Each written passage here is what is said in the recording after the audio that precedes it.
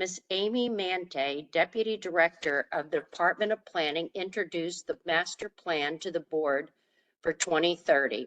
Tonight, the members of the Department of Planning, including Ms. Mante, Ms. Jennifer Meacham, and Mr. Chris Weaver, are here to further present the plan to the board.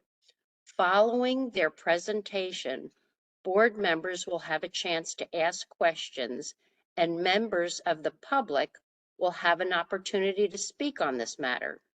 So please join me in welcoming Mrs. Mante, Meacham, and Mr. Weaver. Good evening, Madam Chair and members of the Planning Board. The Department of Planning is proud to introduce Master Plan 2030, Baltimore County's 10-year comprehensive plan. This evening, I'm joined by Jennifer Meacham and Christopher Weaver. We're going to provide an overview of each of the 5 sections of the plan. Taylor Bensley will be moving through the master plan online as we are presenting. Master Plan 2030 represents the culmination of a lengthy master planning process, which began in the spring of 2021. And included extensive community engagement, recommendations from local experts and stakeholders, as well as deliberation among county agencies and Department of Planning staff. We had 4 goals in mind as we created Master Plan 2030. Focus on preparing for the future needs of the county, incorporate best planning practices, provide clear implementation guidelines and benchmarks, and create a living document that will evolve throughout the years. The master plan provides policies and guidelines for sustaining livable communities and achieving balanced development in Baltimore County. Several mandates, including state and local regulations, affect Master Plan 2030. First, the Baltimore County Charter requires that a master plan be prepared and adopted every 10 years. Additionally, details on required and optional contents of the plan are described in the county code. Finally, the annotated code of the Maryland Land Use Article outlines the elements required in most local master plans in the state of Maryland. Related to land use, the master plan does not change zoning. Changes to Baltimore County zoning regulations take place during the comprehensive zoning map process, which occurs on a 4-year cycle, during which time the county's official zoning map is adopted by the County Council. Additionally, all community plans, which were adopted as amendments to Master Plan 2020, are included in Master Plan 2030 and are incorporated to the extent they are not in conflict with the growth framework.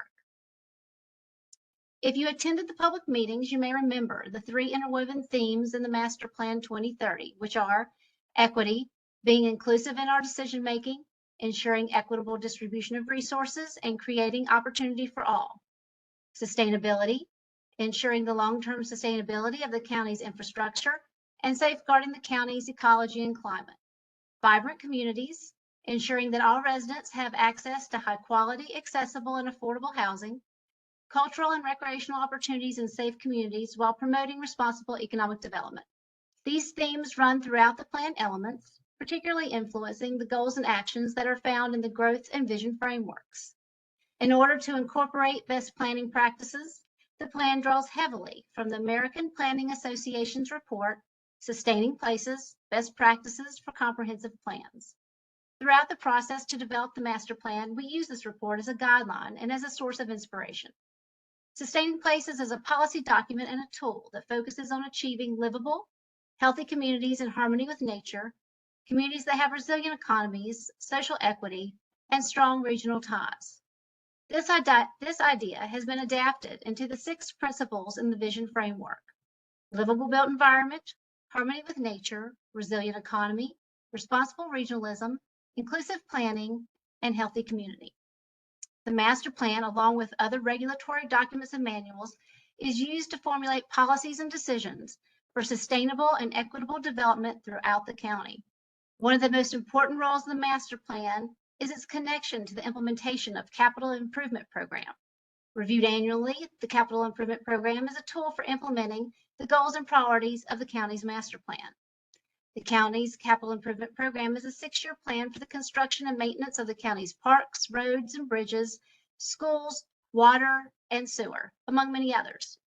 Capital improvement planning is primarily used to create a long-term plan for capital improvement projects. It helps bridge the gap between the goals and actions set forth in the master plan and the budget process. Master Plan 2030 is organized into 4 sections: the overview, the growth framework, the place types map, and the vision framework. The overview, where we are now, provides a guide to using the online document and the purpose of the master plan, as well as other information such as background on community engagement and commonly used terms.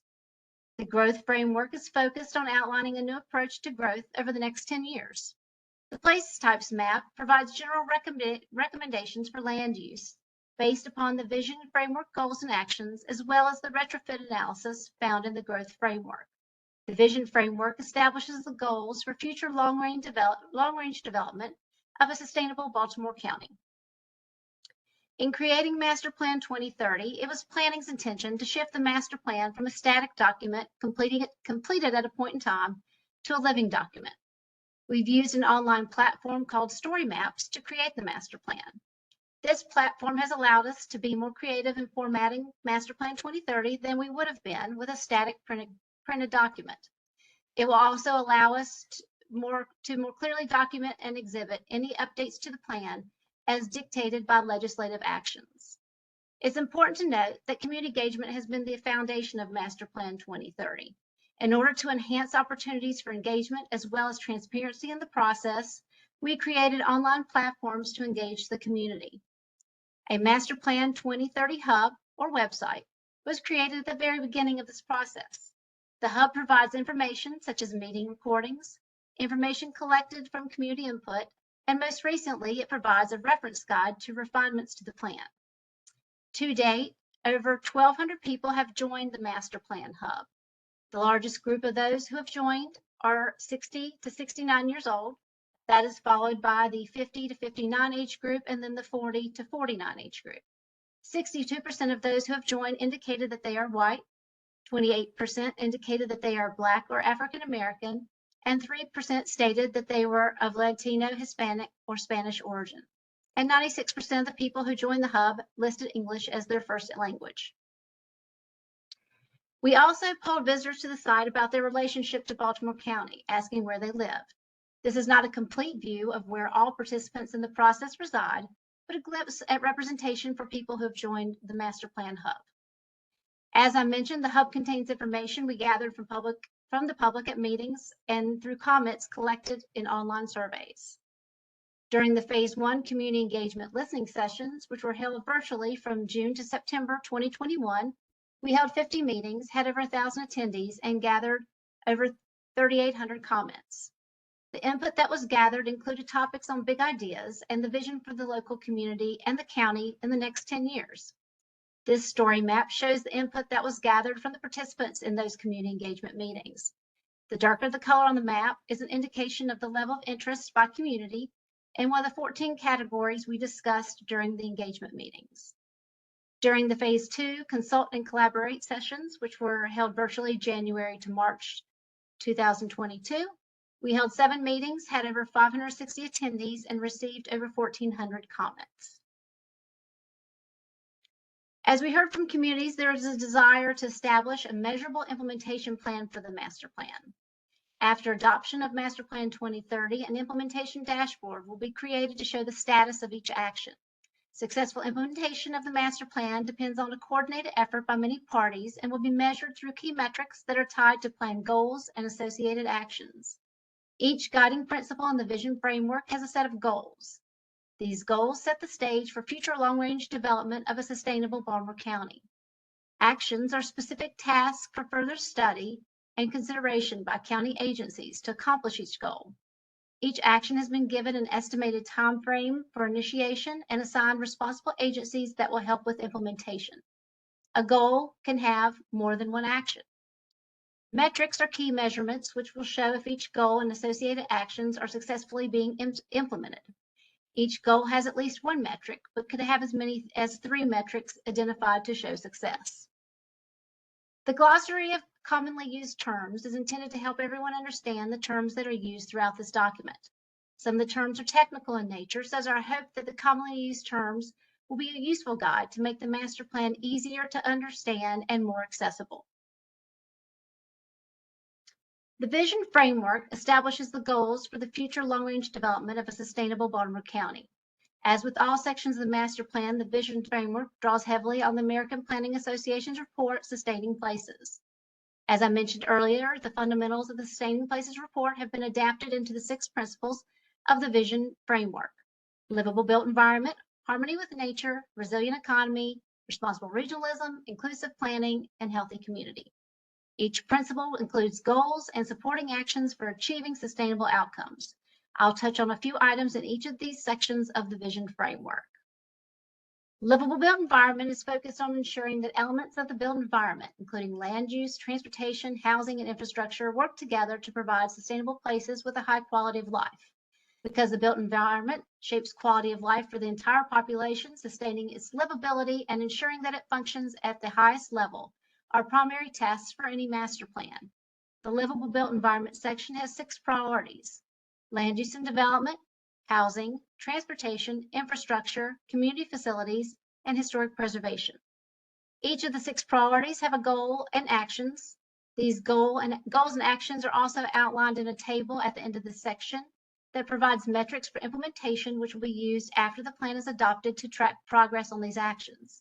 And just as a point of reference, as you scroll to the bottom of each of the vision framework sections, you'll find a similar table that lists each goal and action and metrics for implementation, in addition to any links related to county plans. Harmony with nature is focused on ensuring that the contributions of the natural resources to well-being are explicitly recognized and valued, and that maintaining their health is a primary objective. While some natural resources are protected through separate functional plans, the master plan sets the framework and direction for protecting, maintaining, and restoring natural systems. This section has 4 priorities: forest sensitive areas and land preservation, green network, water quality, and climate resiliency and energy efficiency.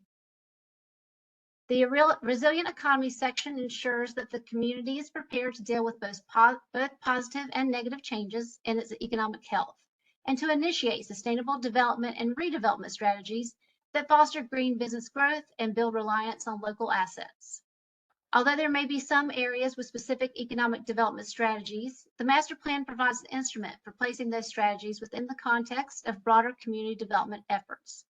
The 4 priority areas are commercial, industrial development and reinvestment, workforce development, tourism, and dismantling barriers to entry. In addition to the goals and actions tied to the 4 priority areas, there's also a focus on the county's existing commercial revitalization program, which began over 25 years ago. This piece outlines the history of the program and also recommends that the program undergo a comprehensive review in order to ensure the program meets modern needs. Responsible regionalism ensures that local proposals account for, connect with, and support the plans of adjacent jurisdictions and the surrounding region. From the local government perspective, the plans and policies of adjacent jurisdictions have overlapping impacts in terms of factors such as the location of new development, commuting patterns, and stormwater flows. Therefore, connecting these plans and policies through the master plan is a way to manage these and other functions. The 5 priority areas for this section are expanding the regional economy, transit network, service delivery, sustainability, community stabilization. Inclusive planning ensures fairness and equity in providing for the housing, services, health, safety, and livelihood needs of all citizens and groups. 3 priority areas are data access, community engagement, and capacity building. This section also highlights 2 initiatives that came out of the Baltimore County's 2021 efficiency review. The first is small area plans. One of the efficiencies identified for the Department of Planning was the development and implementation of a systematic approach to completing small area community plans countywide as a follow-up to the Master Plan 2030 process. These plans will build on the work of previously adopted community plans, as well as build on the themes and goals of Master Plan 2030. In recognition of limited staff resources, we've proposed 12 plan boundaries. The small area plans are intended to provide area-specific recommendations for achieving and refining the goals of the master plan. The other recommendation from the efficiency review was the creation of a community planning institute in order to engage community members in the planning process and develop a strong cohort of well-informed supporters of planning initiatives. The Community Planning Institute has actually already begun. It kicked off this month with sessions once a week for the 5 weeks of May. Our first class has had 25% participants, which were selected by an application process. And due to a high level of interest, we anticipate holding the next session later this year. Reimagine Security Square is also highlighted within this section. It is a community planning project that began during the master plan process. Since opening in 1972, the site has declined and remains underutilized. The vision for redevelopment of the mall site was informed by the Reimagine Security Square charrette that was held on site in the fall of 2022. The final charrette report will be presented to the public on May 31st and will illustrate a comprehensive plan for future redevelopment of the site. And finally, the Healthy Community section ensures that public health needs are recognized and addressed through provisions for healthy food, physical activity, access to recreation, healthcare, environmental justice, and safe neighborhoods. The master plan is the appropriate tool for identifying and mitigating public health hazards and for promoting effective, healthy community goals. This section has 4 priorities: eliminating health disparities, inclusive public safety, quality public services for all, and recreational opportunities and access. And now I will turn it over to Jennifer Meacham to walk through the growth framework. The growth framework outlines the plan for growth in the county over the next 10 years, highlighting place types that set aspirational directions for future development and redevelopment. Planning Board established the Baltimore County Urban-Rural Demarcation Line, otherwise known as the URDL, in 1967. It has divided the county into urban or suburban and rural areas since that time. It's outlined in red here. The division of land allows infrastructure investment and most land development to be focused in the urban or suburban areas, while natural and agricultural resources in the rural areas are protected. As a result of the URDL, 90% of the county's population resides in 1/3 of the county's land area. By confining much of its growth to a limited geographic area, costs that might have been incurred by extending infrastructure and development are avoided, and 2/3 of the land area is reserved for farming and natural resource conservation. Baltimore County is one of the top 10 counties in the country with over 70,000 acres preserved through land preservation programs. It maintains a diverse agricultural system that contributes millions to the economy. Over 10,000 horses are kept in Baltimore County with an equine inventory value of over $120 million. As the size and amount of undeveloped land within the URDL diminishes, the redevelopment of underused property at greater densities and with a mix of land use to create compact, walkable, high-density mixed-use communities within the URDL can encourage economic growth and help pay for infrastructure and services in the future. The county's URDL was aligned with the state-approved priority funding areas in December of 2020. Any changes to the URDL now would involve coordination with the state to also change the priority funding area boundary. Similar to the priority funding area, the URDL is directly related to or helps to define a number of state statutory elements, such as the growth tiers, ag preservation funding certification, rural legacy funding, and water and sewer resources. The very first goal in our Master Plan 2030 Vision Framework relates to reinforcing the existing URDL and focusing redevelopment strategies inside the URDL. The URDL and the newly proposed place types, which will be discussed later, allow the county to manage growth in a manner that protects important natural resources and agricultural activities while maximizing the efficiency of county expenditures for transportation improvement, utilities, schools, and other capital projects. With the adoption of Master Plan 2030, Baltimore County will continue to maintain the URDL, ensuring sustainable development. Baltimore County's development capacity model shows that the number of potential additional units within the URDL could range from 10,890 units, with the moderate build-out scenario, to 26,950 units, assuming the full zone build-out. Most lots do not build out to their fullest density, but rather to a moderate density. The current residential building rate is 1,300 residential permits per year for urban areas of the county. If this building rate continues with no change to zoning, the urban area will reach full build out in 8 to 20 years. The growth framework is focused on outlining a new approach to growth in Baltimore County over the next 10 years. This new approach is called retrofitting. Retrofitting means embedding planning principles such as density, walkability, and public space into a well-established patterns of the modern suburban built environment in order to improve the efficiency and well-being of anyone who lives there.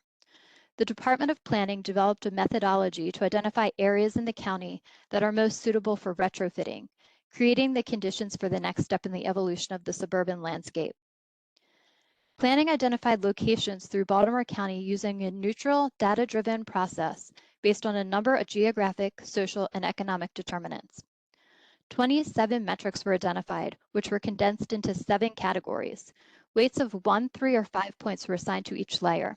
The layers were then overlaid atop one another. The overlapping area with the highest total score are the resulting core retrofit areas. A work group consisting of Department of Planning staff, including staff and department heads from each of our divisions, Development Review, Community Design, conducted a series of meetings to discuss and vet the data used in the retrofit mapping analysis and the weights assigned to that data. Planning staff included senior professionals with over 30 years of experience in planning with Baltimore County.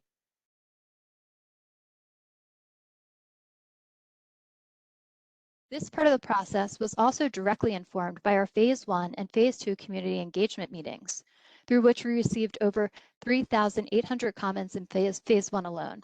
While it would be impossible to develop a plan which addresses every issue, patterns, priorities, and the overall issues did emerge. Planning staff used these top issues to help identify corresponding metrics as a way to bake the problems into the solution. For example, communities were in support of walkable and pedestrian-oriented infrastructure, and the metrics chosen to evaluate these issues were shown data on high transit ridership as well as proximity to rail or bus stops with a score of 3 and 5 points.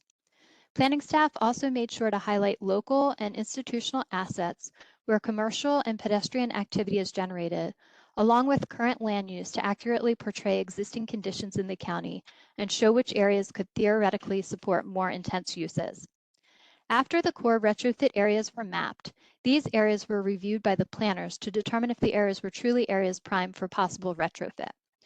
Weights were shifted and data layers were removed or added to produce a final map of sites that are truly areas primed for retrofit. There are 7 main categories and the 27 data layers that were used for the analysis. This right here shows the demographic status. The bulleted points here show that the GIS data layers that were used for each category and the weights that were assigned. Here is the employment opportunity data layers that were used. Some of these are census tract based and others are distance based.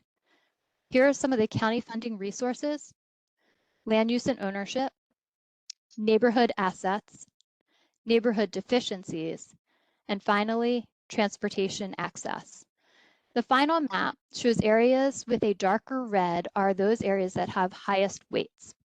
The highest score shown here in red represents the core retrofit areas. The core retrofit areas helped the planning department to map the urban future land use map, which we call the Master Plan 2030 place types. The core retrofit areas and the principal underpinnings of the 15-minute city concept were combined to create the new Master Plan 2030 place types map. This concept refers to areas where the surrounding population and dwelling units are within certain walking and biking distances to the core and will support the primary functions therein. A quarter mile represents a 5-mile walk, 3/4 mile represents a 15-minute walk, and 1 mile represents a 5-minute bike ride. We begin with the areas that were mapped from the process described above, and these are the core retrofit areas. From here, an 1/8 mile buffer was created around those areas, as well as a 1/4 mile buffer around existing transit stops and heavily used bus stops to create a more generalized shape for which we call the node place type. Different types of nodes will be defined later in the presentation, but the place type node could be an area where a more dense mixed-use redevelopment could occur. There are several factors that would impact the priority of certain nodes being redeveloped, and some of those include proper infrastructure in place, proper zoning in place, public input, county priorities, county funding, and the willingness of the property owner to develop. The level of redevelopment for each node will be discussed in greater detail and involved public input during the small area plan process. because the mapping analysis was done at a higher level. Therefore, farther site-specific analysis is warranted for the sites identified for retrofit. Next, quarter mile, 3/4 mile, and 1 mile concentric circles were placed at strategic points based on the perceived center of the core retrofit areas. These buffers form the basis for the place type connected neighborhood, which are mapped to correspond with census block group boundaries. The intent is that these areas could support some higher intense uses and redevelopment due to their proximity to the place type node. Everything else inside the URDL becomes a place type established neighborhood. The intent is that these areas would remain with the current uses that presently exist. The new rural place types located outside of the URDL are based on the land management areas from Master Plan 2020. Anything beyond the URDL is categorized the same as its 2020 designation and mapped to current 200 scale data standards using roads, hydrology, and parcels to define the boundaries.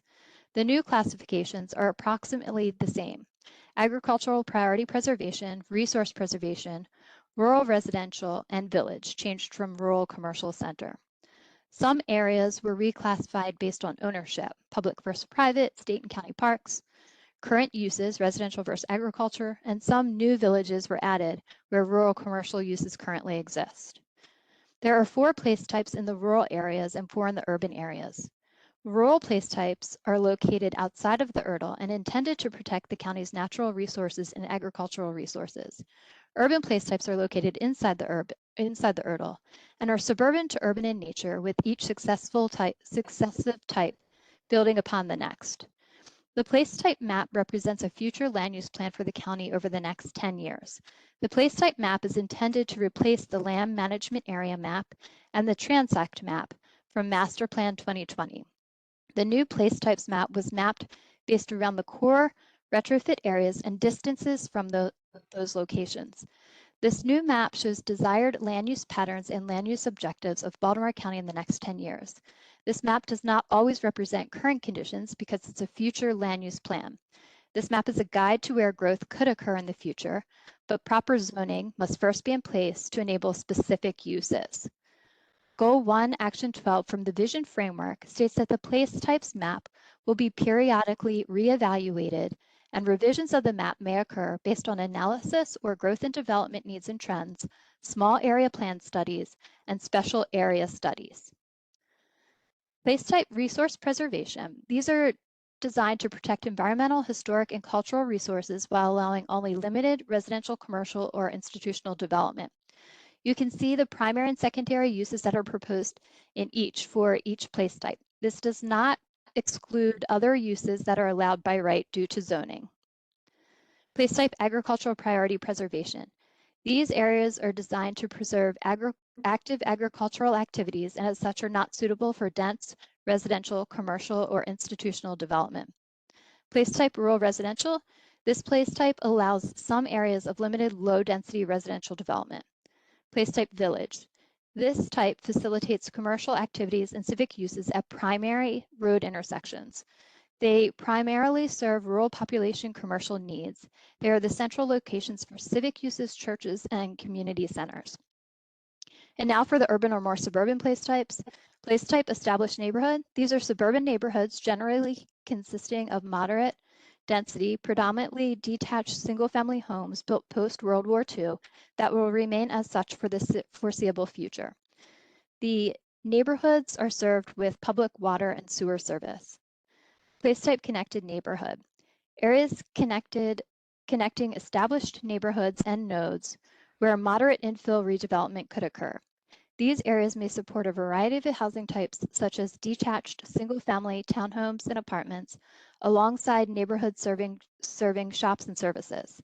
These places contain the population needed to support the node which they surround. Place type node. Core retrofit areas called nodes are the most strategic locations for retrofitting efforts. They are predominantly located along aging neighborhood centers, major arterials, near transit hubs, or large gray field sites. Nodes include adjacent residential and commercial properties that support walkable redevelopment with mid to high residential densities and a mix of uses that serve the community. Within place type node, Baltimore County has identified 4 node types: urban node, regional commercial commercial node, neighborhood node, and mobility node.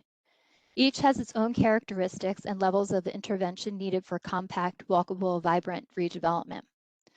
Place type special use. The final suburban place type is a special use type. It includes certain industrial and manufacturing areas, but may include limited other uses, including retail. By their function, they require their operations to be separate, except those with similar characteristics. Currently, this designation applies to Trade Point Atlantic and to the property known as Lafarge Quarry. The last few sections of the growth framework focus on land use and development process reform. The three main recommendations to the land use processes include realigning the major processes to the following sequence: decennial census, master plan, small area plans, comprehensive zoning map process, capital improvement planning, and water and sewer plan amendments. This is the typical alignment for a long-range planning process. Modifying comprehensive zoning map process from a 4-year to a 10-year cycle.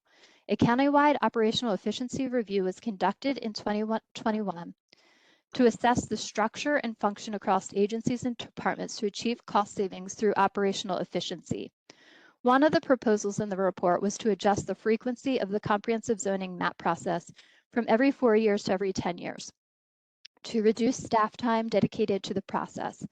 The planning department could then align its CZMP with the county's master plan process. This change would produce time savings of nearly 50,000 staff hours that could allocate to current under-resourced planning functions.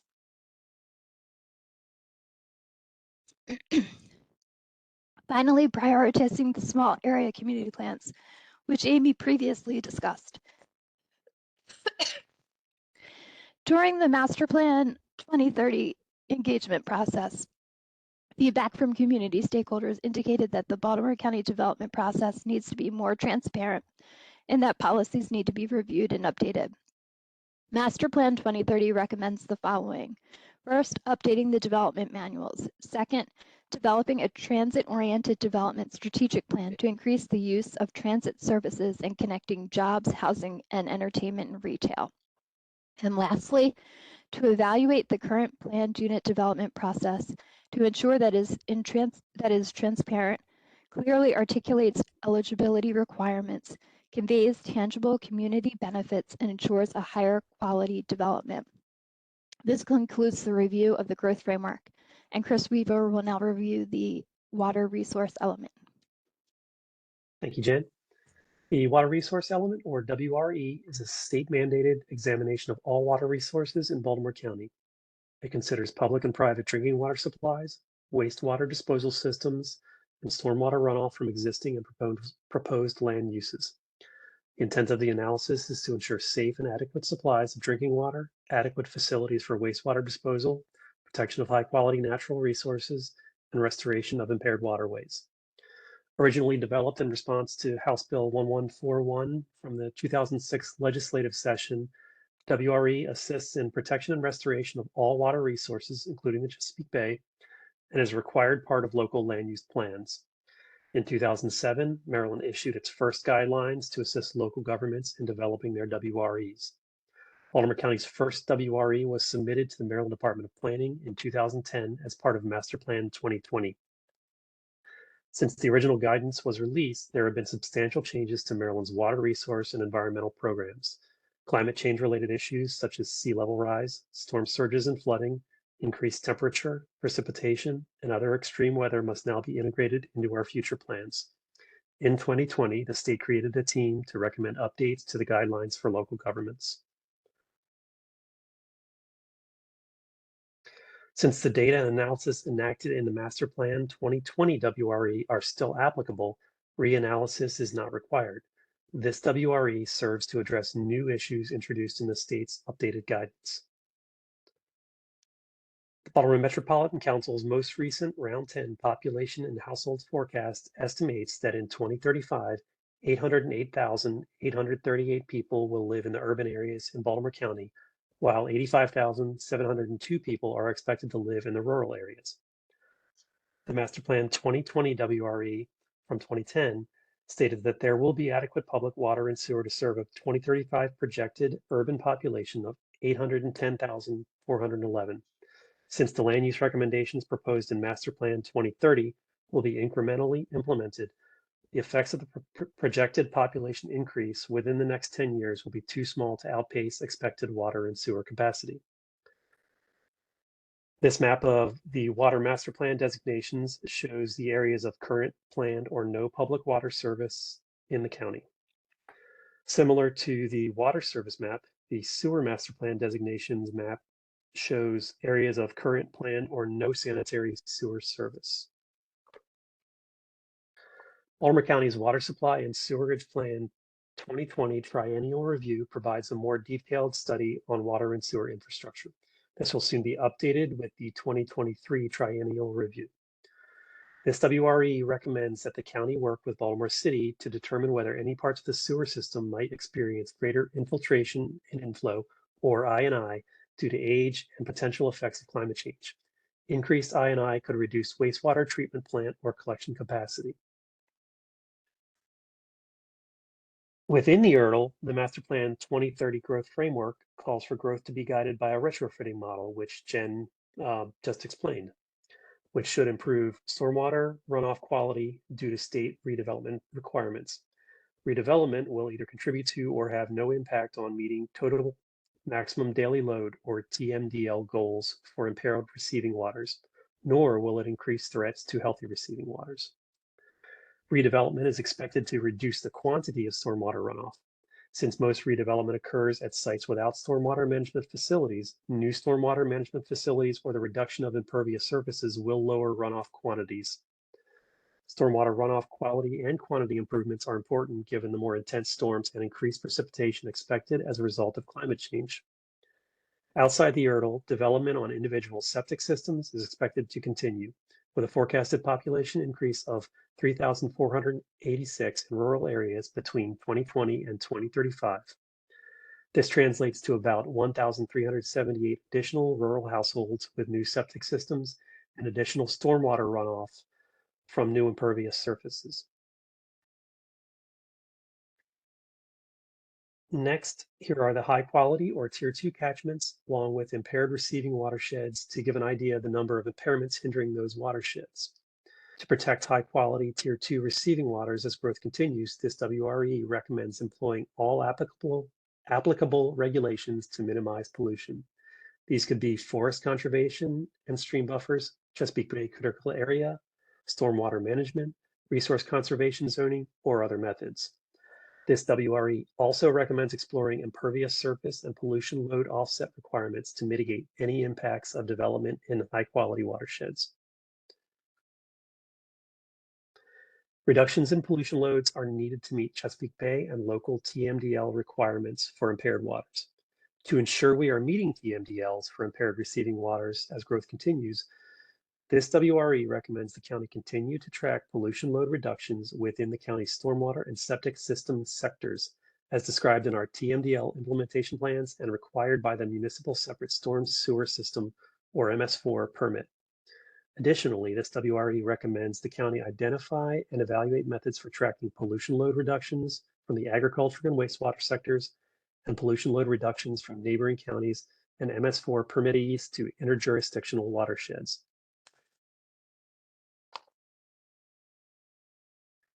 Within the URL, the Master Plan 2030 Growth Framework calls for growth to be guided by the proposed retrofitting model. In certain circumstances, redevelopment may increase stormwater runoff volume. The WRE recommends that county agencies identify where flooding might increase as a result of redevelopment over time.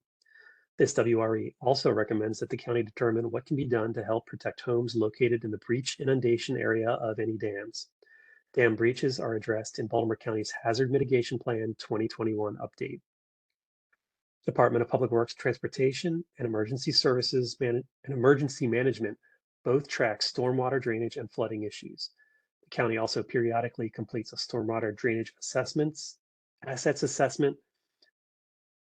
new stormwater drainage asset management, or SDAM, system is being developed for countywide implementation over the next decade. Flooding incidents are tracked and will help inform the SDAM scores. County will also continue to identify and address flooding issues through the county Baltimore County nuisance flooding plan, regular hazard mitigation plan updates, and adoption of stormwater management ordinance changes in response to upcoming state stormwater regulation and design standard updates. In April 2021, the Baltimore County Climate Action Plan was completed. The plan includes analysis of expected climate change impacts on all county-owned assets, including risks to the stormwater drainage network and sewer pump stations. It identifies the most critical issues and risk factors and provides specific recommendations on standards and procedures as well as capital projects moving forward. Climate change is expected to increase the intensity, duration, and frequency of storms, which will increase flooding. Baltimore County is working with the Maryland Department of the Environment to understand and mitigate these impacts through the Advancing Stormwater Resiliency in Maryland program. The WRE recommends implementation of the resilience assessment strategies and projects, including completing cost-benefit analysis as needed to inform decision-making.